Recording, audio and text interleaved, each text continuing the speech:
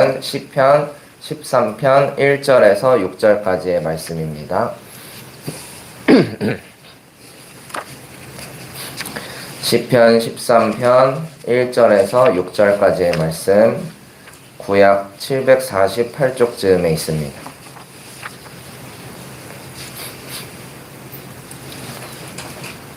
시편 13편 전체의 말씀을 한 절씩 교독하시고 마지막 절은 함께 읽겠습니다. 주님, 언제까지 나를 잊으시렵니까? 영원히 잊으시렵니까? 언제까지 나를 외면하시렵니까? 언제까지 나의 영혼이 아픔을 견디어야 합니까? 언제까지 눈물을 닦으며 괴로워하려야 합니까? 언제까지 내 앞에서 의기양양한 원수의 꼴을 보고만 있어야 합니까? 나를 굽어 살펴 주십시오. 나에게 응답하여 주십시오. 주 나의 하나님, 내가 죽음의 잠에 빠지지 않게 나의 눈을 뜨게 하여 주십시오. 나의 원수가 내가 그를 이겼다 하고 말할까 두렵습니다. 내가 흔들릴 때에 나의 대적들이 기뻐할까 두렵습니다. 그러나 나는 주님의 한결같은 사랑을 의지합니다. 주님께서 구원하여 주실 그때에 나의 마음은 기쁨에 넘칠 것입니다. 주님께서 나를 너그럽게 대하여 주셔서 내가 주님께 찬송을 드리겠습니다. 아멘. 오늘도 함께 모여 예배할 수 있음에 참 기쁘고 감사합니다. 주님께 경배하며 하루를 시작할 때 오늘 하루 온종일 주님과 함께 하시는 은혜가 있기를 소망합니다. 오늘의 말씀 제목은 괜찮아입니다. 얼마 전 주일 예배 때 담임 목사님이 전하셨던 말씀 제목도 괜찮아였는데 오늘은 조금 다른 버전의 괜찮아입니다. 하나님은 우리에게 늘 괜찮다고 말씀해 주시는 분이시죠. 두려움 속에 빠져 불안해하는 건 어쩌면 우리들만의 자화상일지도 모르겠습니다. 오늘 함께 읽은 시편 13편에서도 괜찮다고 말씀하시는 하나님의 음성을 미처 듣지 못한 한 시인의 탄식이 등장합니다. 시편 13편의 내용을 살펴보면 전형적인 개인적인 탄원의 시입니다. 개인의 입장에서 언제까지 나를 잊으시렵니까? 언제까지 나를 외면하시렵니까? 하면서 탄원하는 내용이 주를 이루고 있습니다. 그런데 13장 위에 붙어있는 표제를 보니까요, 지휘자를 따라 부르는 다윗의 노래라고 되어 있습니다. 따라서 이 시는 혼자서 조용히 부르는 노래가 아니라 지휘자를 따라서 다 같이 부르는 노래라는 뜻입니다. 본래 순수한 개인의 시로 쓰였지만 오랜 시간 전승되어 오면서 성전에서 부르는 공동체의 시로 발전했을 가능성이 있습니다. 그 이유는 이 시편 13편의 이야기가 비단 이 시인 개인의 심정만을 드러내고 있지 않기 때문입니다. 바로 우리들의 마음도 이와 크게 다르지 않다는 뜻이죠. 우리 삶의 현실도 마치 주님께서 나를 잊으신 것처럼 나의 영혼이 한도 끝도 없는 아픔을 견디고 있는 것처럼 느껴질 때가 있습니다. 그렇기 때문에 개인의 탄원시가 공동체의 시로 발전하여 성전에서 불려온 것으로 보입니다. 지금부터 이 시편 13편의 말씀을 함께 살펴보면서 시인과 같은 우리의 심정을 주님 앞에 토로하고 구원의 손길을 내밀어 주시는 하나님의 은혜를 경험하게 되길 소망합니다. 먼저 1절과 2절의 말씀입니다. 시인은 하나님께 탄원하고 있습니다. 주님, 언제까지 나를 잊으시렵니까? 언제까지 고통을 받으며 괴로워하여야 합니까? 언제까지 내 앞에서 의기양양한 원수의 꼴을 보고만 있어야 합니까? 라고 탄원하고 있습니다. 1절과 2절 안에는 세 가지 질문이 포함되어 있는데요. 첫 번째는 신학적인 질문입니다. 주님께서 언제까지 당신의 얼굴을 숨기실 것입니까? 라고 하면서 하나님의 얼굴을 구하는 기도가 포함되어 있습니다. 두 번째로는 인간적인 질문인데요. 언제까지 나의 영혼이 이 고통을 견디며 괴로워해야 하겠느냐고 한 인간의 고통에 대해 따져 묻고 있습니다. 마지막 세 번째로는 사회적인 질문입니다. 내 앞에서 의기양양한 저 원수의 꼴을 이제 그만 좀 보고 싶다는 원통한 외침이 담겨 있습니다. 신학적인 질문, 인간적인 질문, 사회적인 질문을 가지고 하나님께 탄원하는 시인이 사실 마음속으로 가장 두려워했던 것이 있었는데요. 그것은 바로 하나님과의 관계가 깨어지는 것이었습니다. 하나님께로부터 멀어지는 것, 하나님께로부터 잊혀지는 것을 시인은 가장 두려워했습니다. 그 두려운 감정을 증명하는 것이 바로 3절, 4절의 말씀입니다. 세번역 성경과 달리 개역 개정 성경에서는 3절 말씀을 이렇게 기록하고 있습니다. 여호와 내 하나님이여 나를 생각하사 응답하시고 나의 눈을 밝히소서. 두렵건대 내가 사망의 잠을 잘까 하오며. 세번역에서는 죽음의 잠, 개역개정에서는 사망의 잠이라고 표현한 이 잠은 육체적인 죽음을 의미할 수도 있습니다. 하지만 전체적인 맥락에서 볼 때 이 죽음은 육체적인 죽음뿐만 아니라 영적인 죽음을 의미하기도 합니다. 즉 하나님의 외면, 나의 소리를 듣지 않으시는 하나님 없이 홀로 고통당하는 나의 상황이 지속된다면 내가 영적으로 죽어버릴 것 같다고, 그런 죽음의 잠을 자게 될까봐 너무 두렵다고 호소하고 있는 것이죠. 시인의 고백처럼 하나님과의 관계가 단절되는 것은 곧 영적인 죽음을 의미합니다. 적어도 시인은 괴로워하고 있죠. 내가 죽음의 잠에 빠지지 않게 나의 눈을 뜨게 하여 주십시오 하면서 하나님의 바짓가랑이를 붙들고 있습니다. 그런데 우리의 모습은 어떠한가요?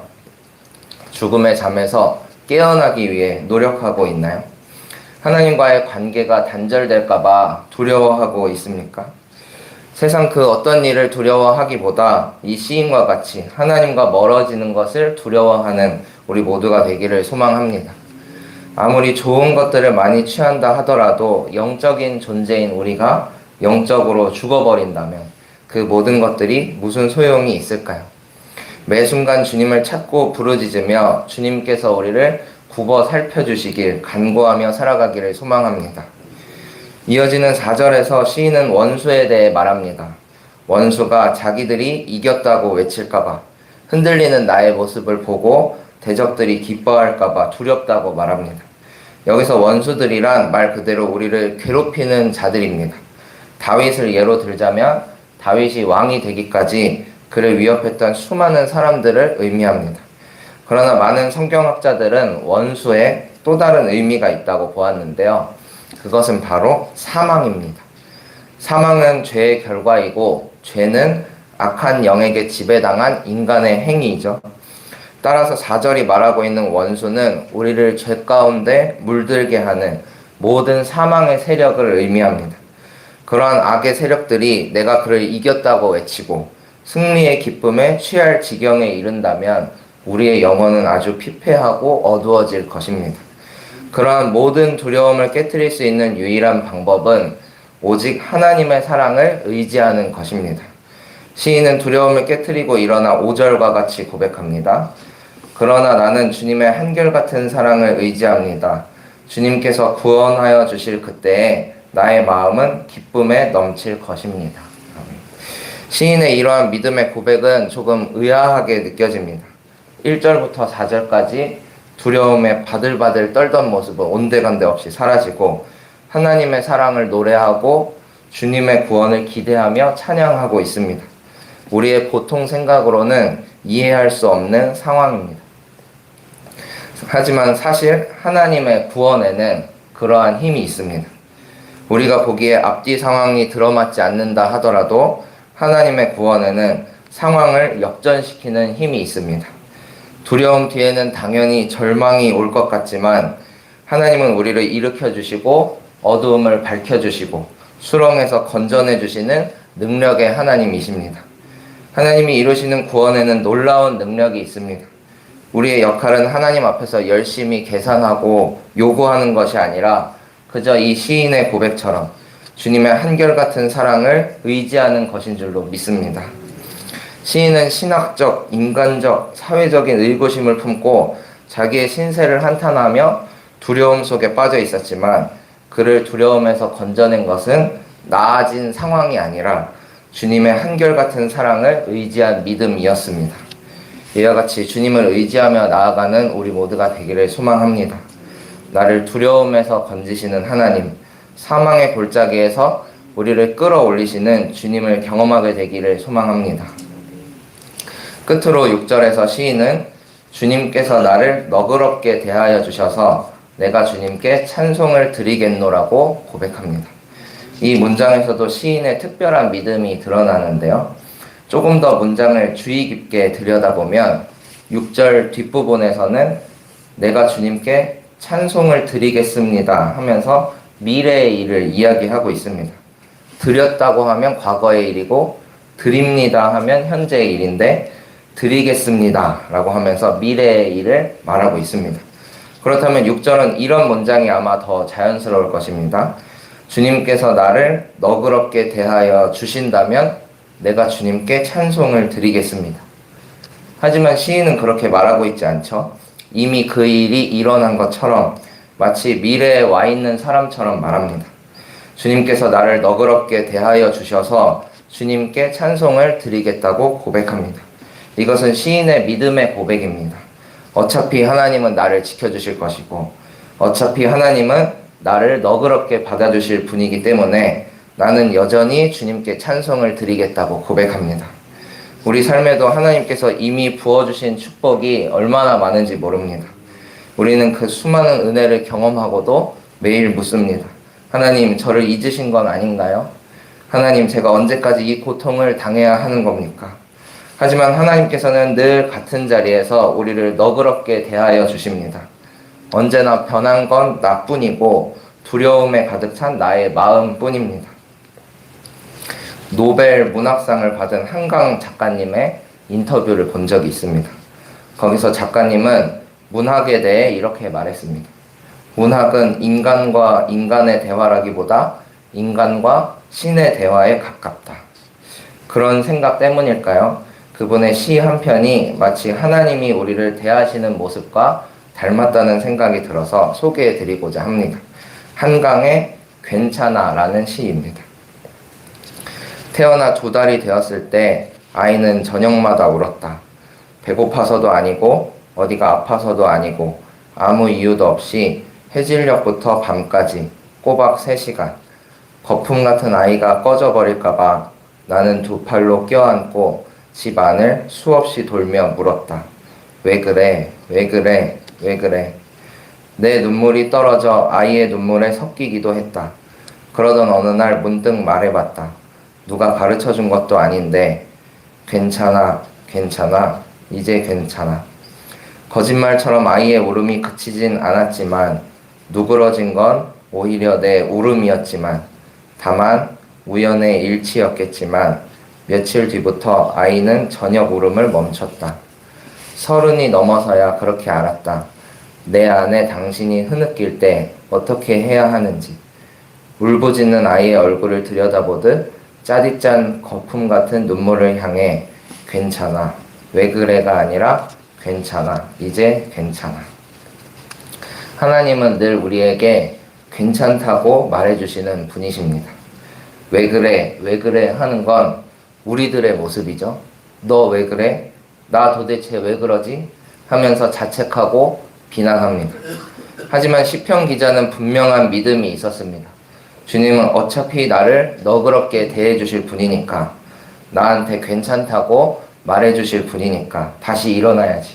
그 한결같은 사랑을 의지하면서 다시 기뻐하리라고 고백합니다. 오늘 하루 우리 서로에게 괜찮아 라고 말해보면 어떨까요? 내 안과 밖에서 괜찮다고 말씀하시는 하나님의 따스한 음성을 듣는 복된 하루가 되시길 소망합니다. 오늘도 한결같은 사랑으로 우리를 감싸주시는 주님께서 우리와 함께하여 주실 줄로 믿습니다. 기도하시겠습니다.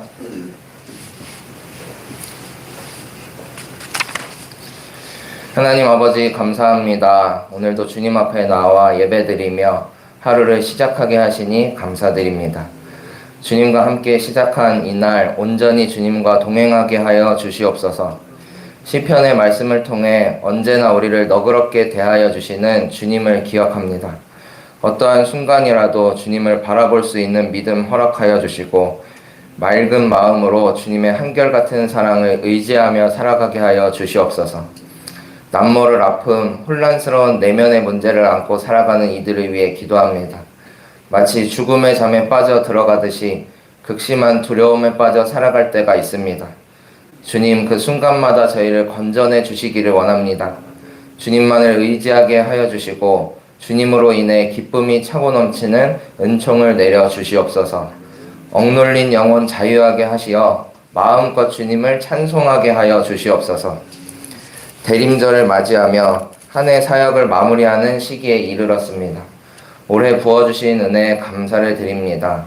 새로 개편되는 속회와 각 부서에도 함께하여 주시옵소서. 교사와 속장 등 주님께서 원하시는 직분자들이 세워지기를 소망합니다. 무엇보다 우리에게 자원하는 심령 주시기를 원합니다. 주님께서 주신 은혜에 힘입어 구원의 즐거움이 회복되는 사역이 되게 하여 주시옵소서. 작은 일을 하더라도 기쁨으로 감당할 수 있게 하여 주시고 서로 간에 사랑이 넘쳐나는 교회 되게 하여 주시옵소서. 오늘 수요 예배로 주님께 영광 돌리고자 합니다. 하나님의 말씀을 들을 때에 잠자던 저희 영혼이 깨어나기를 원합니다.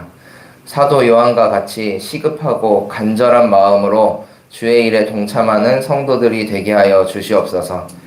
이제 학교와 일터, 가정에서 하루를 시작합니다. 주님 모든 순간마다 우리와 동행하여 주시옵소서. 이 시간 귀한 예물 주님 앞에 드린 손길이 있습니다. 주님께서 받아주시고 주님 뜻대로 사용하여 주시옵소서. 모든 것 주님께 맡겨드리며 살아계신 예수님의 이름으로 기도합니다. 아멘. 하늘에 계신 우리 아버지여, 이름이 거룩히 여김을 받으시오며 나라가 임하시오며 뜻이 하늘에서 이루어진 것 같이 땅에서도 이루어지이다. 오늘 우리에게 일용할 양식을 주시옵고 우리가 우리에게 죄 지은 자를 사하여 준 것 같이 우리 죄를 사하여 주시옵고 우리를 시험에 들게 하지 마시옵고 다만 악에서 구하시옵소서. 나라와 권세와 영광이 아버지께 영원히 있사옵나이다. 아멘.